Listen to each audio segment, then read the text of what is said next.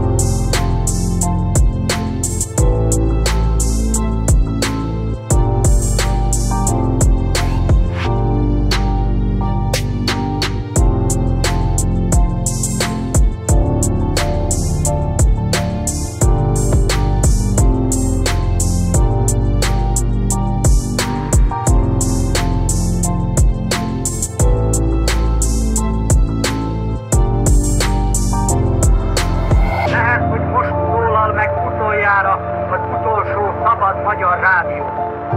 Világ népei, hallgassatok meg, segítsetek! Ne tanácssal, ne szavakkal, hanem tettel! Ne feledjétek, hogy a szovjet barbár támadását nem lehet feltartóztatni. A következő áldozatok ti lettek!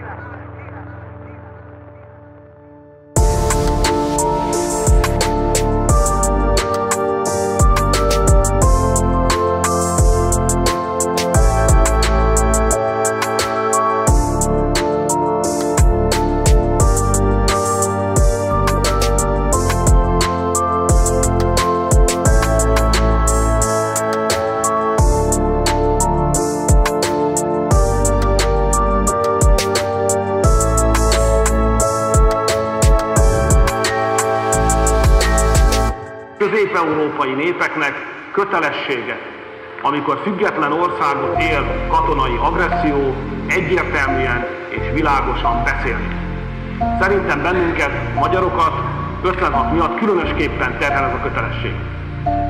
Ezért, amikor egy független államot az oroszok katonai agresszióval megtámadnak, akkor nekünk világosan, egyenesen és helyes erkölcsi alapállást elfoglalva érdemes megszólalnunk. Némileg lehangol mindaz, amit ma Magyarországon, a nyilvánosságban ezzel kapcsolatban látok és hallok. Tiszta európaiak lettünk. Az európai, tőlünk nyugatra létező országoknál volt az a szokás, legyen szó akár a 68-as orosz bevonulásról vagy 56-ról, de az első reakciója a nyugatnak nem az, hogy világosan és határozottan elítéli az agresszort, hanem mint egy ilyen megértő szimpátiával mentségeket keres a számára, hogy miért tette, amit tett. Ez az a tény, amiről nekünk véleményt kell kialakítani, minden más csak mellébeszélés, önfelmentés és a szocializmusból itt maradt erkölcsi relativizmusnak a maradványa. Ezért nem azt javaslom, hogy beszéljünk egyenesen és világosan. Ami katonai agresszió, az katonai agresszió.